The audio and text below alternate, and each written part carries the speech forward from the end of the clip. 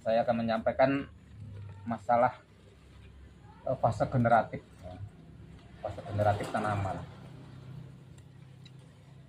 Jadi pertumbuhan tanaman itu melalui dua fase, ya, dua fase yang utama ya. Kita harus tahu Pak, kedua fase itu. Yang pertama fase pertumbuhan atau awal, itu fase vegetatif namanya kalau bahasa pertanian. Dan yang kedua fase reproduksi atau fase berbuah. Nah, itu. Jadi kita harus tahu kedua fase itu, karena kedua fase itu akan berbeda Pak ya, baik perlakuannya, baik pemupukannya ya, itu akan berbeda. Karena kalau kita nggak tahu ya, kemungkinan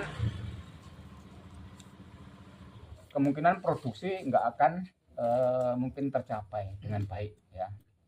Itu. Pada fase vegetatif atau pertumbuhan, kayaknya udah pernah saya sampaikan ya, apa unsur hara ya, yang apa unsur hara yang diperlukan adalah N ya, N, P sedikit K ya, dan unsur makroprimer dan unsur-unsur mikro ya. Itu fase awal pertumbuhan tuh N ya. N itu nitrogen atau kalau pupuknya pupuk urea ya. Jadi pupuk urea itu untuk daun, batang ya, untuk daun, batang, dan apa, akar ya. Itu jadi untuk pertumbuhan. N itu untuk awal ya, untuk awal. Sedangkan P itu untuk akarnya, masih diperlukan P itu. P itu diperlukan baik di fase awal maupun akhir ya, karena untuk akarnya. P juga bisa untuk pembungaan ya. Sedangkan yang kedua fase generatif. Fase generatif itu dimulai dari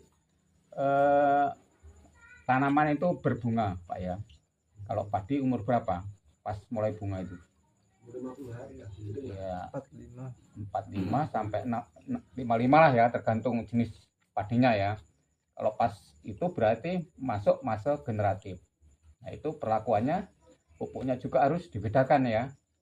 Sedangkan pupuk yang diperlukan pada fase generatif yaitu P ya Pak ya, masih tetap P dan kalium ya, P dan kalium.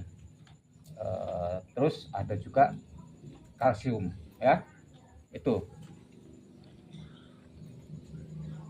Terus pada fase generatif unsur hara utama yang dibutuhkan adalah fosfor tadi ya, fosfor, kalium ya, terus kalsium ya, magnesium, dan sedikit N. Kenapa N sedikit? Karena kalau N-nya banyak, N itu untuk daun ya. Kalau kebanyakan daun, hormon pertumbuhan atau hormon vegetatif itu akan muncul ya, yaitu makanya N dikurangi, dibanyakin P dan K. Karena fosfor itu di samping perakaran untuk pembungaan dan proses metabolisme ya, pematangan buah. Jadi P itu yang utama itu untuk pembungaan ya dan pematangan buah. Di samping P juga berfungsi untuk metabolisme atau transportasi zat-zat hara. Jadi ini istilahnya kalau pembawa unsur-unsur hara dari klorofil atau akar ke seluruh jaringan, itu fosfor. Sedangkan kaliumnya, nah kalium ini ke buah, ini menjurus ya ke buah. Jadi bunga dulu baru buah. Kalau bisa ya, kalau pupuknya MKP ya MKP dulu baru KNO3, maksudnya itu ya. Kalau K ini yang utama ke buah ya.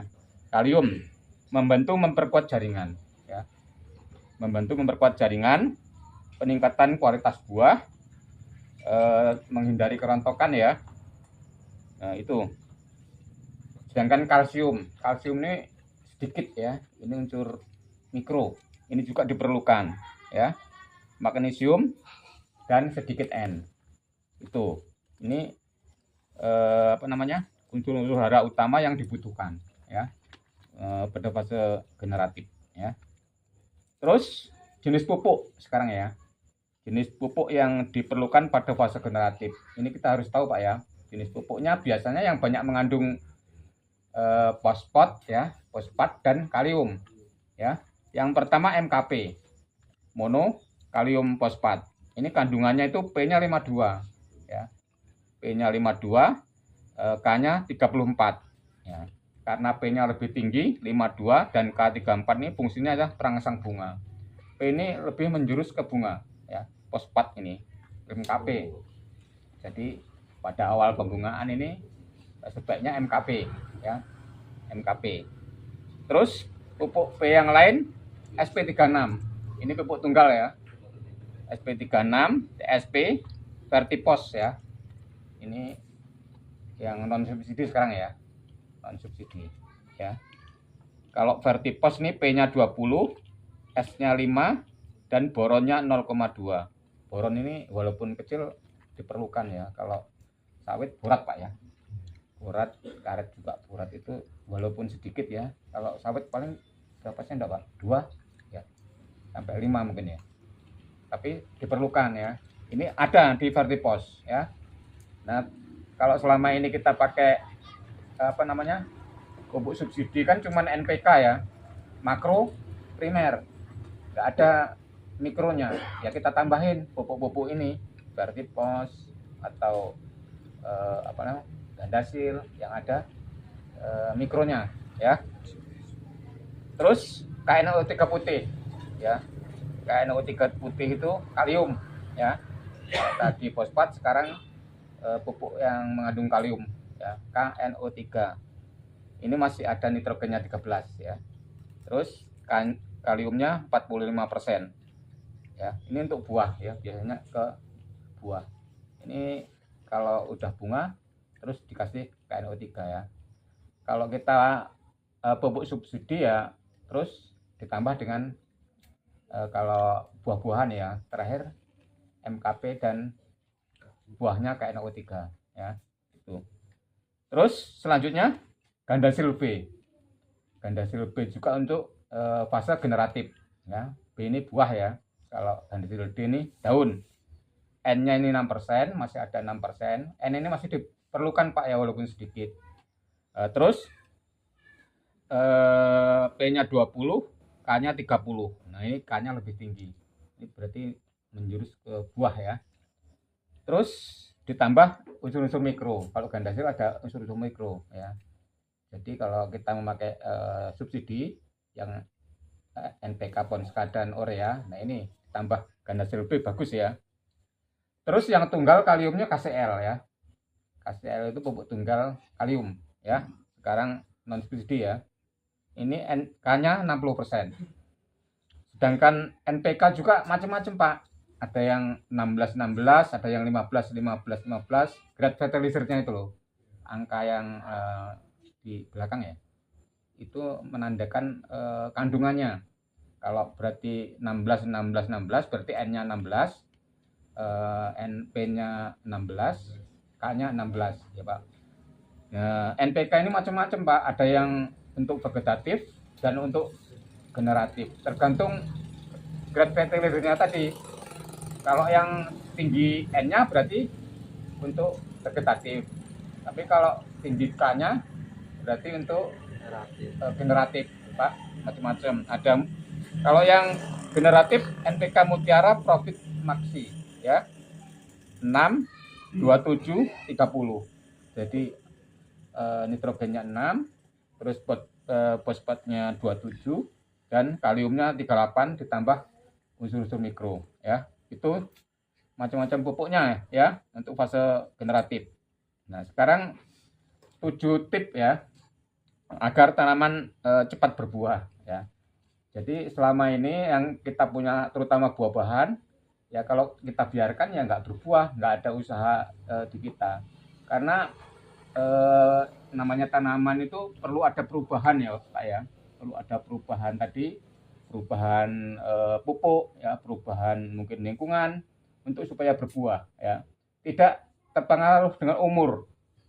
Tidak terpengaruh dengan umur. Ada yang tanaman umur baru 3 tahun atau 2 tahun udah buah. Tapi ada tanaman pokat atau mangga yang udah 7 tahun nggak buah.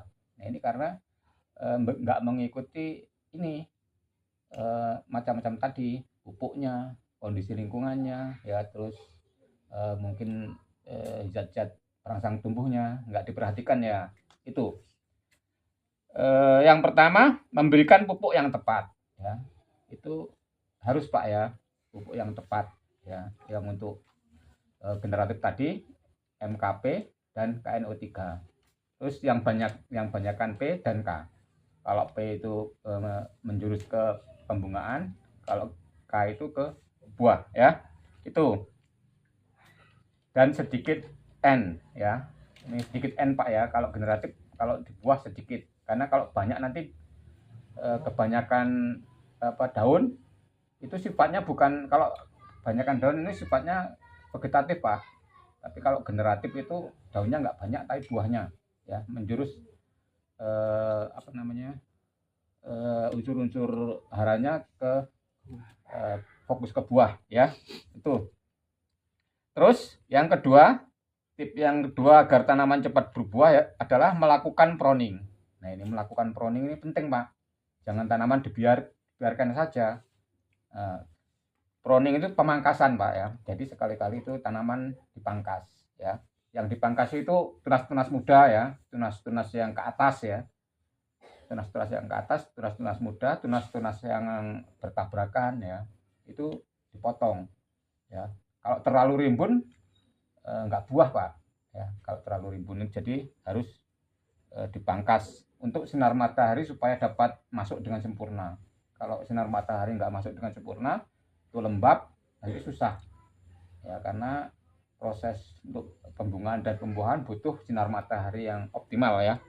Terus sirkulasi udara juga kalau terlalu rimbun ya, lebat itu nggak lancar. Itu perlu ya, sirkulasi udara itu nanti menimbulkan juga jamur. Terus selanjutnya ya, yang ketiga menjaga pH ya. Menjaga pH tanah ya. Selalu diberi pupuk kompos ya. Kalau menaikkan pH selalu diberi pupuk organik, terus dolomit ya, atau mikroorganisme lokal ya, atau asam humat itu untuk menaikkan pH. Tuh. Terus yang keempat, tip tanaman agar cepat berbuah, yang keempat pembentukan cabang ya, pembentukan cabang ke samping ya. Jadi cabang itu kalau bisa ke samping Pak ya, jangan ke atas. Kalau yang ke atas biasanya vegetatif. Nah, ini saya juga belum mendalami ya, kenapa harus ke samping yang dipelihara ya, jangan yang ke atas. Kalau yang ke atas biasanya jarang berbuah Pak ya. Biasanya ranting muda ya. Itu kalau bisa ditarik ya supaya ke samping. Nah, ini coba diperhatikan kenapa kok harus ke samping itu. Kenapa yang ke sampingnya yang berbuah itu, yang ke atas enggak? Ini mungkin itu ya, kalau emang ada yang ke atas ya, kalau mau masih dipelihara ya ditarik pakai tali ya. Itu menjaga pembentukan cabang ke samping ya. Kalau ke atas tuh cenderung vegetatif ya, enggak berbuah ya. Terus yang kelima, membuat sayatan luka atau lilitan di batang ya. Jadi tanaman dibuat stres ya, tanaman dibuat stres dengan dililit ya. Biasanya kalau orang-orang tua kita dililit pakai kain, pakai kawat ya. Apalagi kadang-kadang nggak sengaja ya untuk jemuran ya, nggak taunya berbuah ya. Kadang-kadang orang kita ada itu tetangga itu udah nggak berbuah-buah terus mau dimatiin, tumbuh lagi akhirnya buah, nggak sengaja ya. Padahal itu ya emang cara supaya tanaman itu berbuah ya, kita kasih luka ya, kita sayat ya, itu salah satunya. Terus selanjutnya menyediakan polinator. Menyediakan polinator itu lebah ya. Lebah itu untuk membantu penyerbukan ya. Jadi samping lebah mungkin ada kupu-kupu ya, dan binatang-binatang kecil itu biasanya untuk membantu penyerbukan. Biasanya kalau perusahaan-perusahaan besar ada lebahnya ya, di samping panen buah atau yang lainnya ya, kita juga panen madu ya, itu penting ya, lebah. Terus yang ketujuh ya, mengendalikan sistem pengairan. Jadi kalau supaya berbuah itu pengairan juga dijaga Pak ya. Kalau benar-benar di perusahaan itu dijaga Pak. Jangan terlalu lembab, jangan terlalu kering ya. Kalau terlalu kering nggak berbuah. Kalau terlalu lembab nanti buahnya akan gugur, rontok atau busuk ya. Itu tadi ya 7 tip ya agar tanaman cepat berbuah. Selanjutnya catatan ya. Yang pertama, penggunaan N dikurangi agar tidak mendorong pertumbuhan daun berlebih yang justru menghambat pembungaan ya. Kalau fase ini N dikurangi ya, supaya itu nanti kalau terlalu lebat malah menghambat hormon generatif ya, nggak jadi berbuah ya kalau daunnya terlalu lebat ya. Tuh. Terus penyiraman jangan terlalu lembab ya, tadi udah, dan jangan terlalu kering. Selanjutnya, tanaman dapat menunda fase generatif jika kondisi tidak ideal. Jadi tanaman itu dapat waktunya berbunga, waktunya berbuah, dia menunda artinya karena kondisi lingkungan nggak cocok, karena unsur hara yang diberikan nggak cocok, dia nggak berbuah. Nah itu makanya kalau di perkebunan bisa diatur ya Pak Wahid ya, bisa diatur kapan berbuahnya Pak, dan bahkan nggak waktu musim. Kalau di Malaysia durian ya biasanya nggak pas musim juga bisa berbuah, karena ini diatur kondisi lingkungannya, suhunya, mereka sampai segitunya ya. Kalau kita pupuk aja nggak diperhatikan, kalau di sana sampai suhu ya, sampai suhu diperhatikan supaya tanaman itu berbuah ya, sepanjang yang kita inginkan ya, nggak sepanjang musim. Itu. Selanjutnya ya, tadi tanaman dapat menunda fase generatif jika kondisi tidak ideal. Itu misalnya kekurangan cahaya, terus kekurangan air atau unsur hara yang dibutuhkan tadi. Selanjutnya, peralihan fase vegetatif ke fase generatif tidak secara otomatis ya. Jadi enggak secara otomatis. Itu ada ada faktor lingkungannya dan faktor internal ya. Jadi kalau dari vegetatif dari awal ya, pertumbuhan ke fase generatif atau berbuah tidak otomatis ya. Begitu umur mungkin 3 tahun langsung berbuah enggak. Itu ada faktor lingkungan dan faktor internal. Nah, itu bisa kita atur, maksudnya itu. Faktor eksternalnya bisa kita atur, internalnya juga bisa kita atur ya. Tuh. Misalnya kalau faktor lingkungan itu cahaya, suhu, air itu kan bisa kita atur. Terus kekurangan unsur hara itu bisa kita tambahkan ya. Kalau generatif tadi P, K ya. Terus unsur-unsur yang kecil itu kalsium ya. Boron juga penting walaupun kecil itu. Terus N sedikit dan unsur-unsur mikro yang lain ya. Terus ditambah dengan giberlin. Giberlin ini zat perangsang tumbuh ya. Giberlin juga penting ya untuk fase generatif ini. Terus selanjutnya, umur atau usia tanaman tidak menentukan pohon akan berbuah, tergantung beberapa faktor. Jadi walaupun umurnya sama, usianya sama, belum tentu akan berbuah, sama-sama berbuah ya. Itu maksudnya itu. Umur atau usia tidak tidak menentukan pohon akan berbuah ya. Jadi tergantung perlakuan kita ya, tergantung tadi faktor-faktor lingkungan ya. Nah, itu mungkin itu aja ya masalah fase generatif ya, fase generatif tanaman. Tadi sudah disampaikan bahwa pada fase generatif membutuhkan unsur hara yang utama itu fosfat, kalium ya. Itu mungkin itu aja ya yang dapat saya sampaikan. Kurang dan lebihnya saya mohon maaf. Saya akhiri. Wassalamualaikum warahmatullahi wabarakatuh. Waalaikumsalam warahmatullahi wabarakatuh.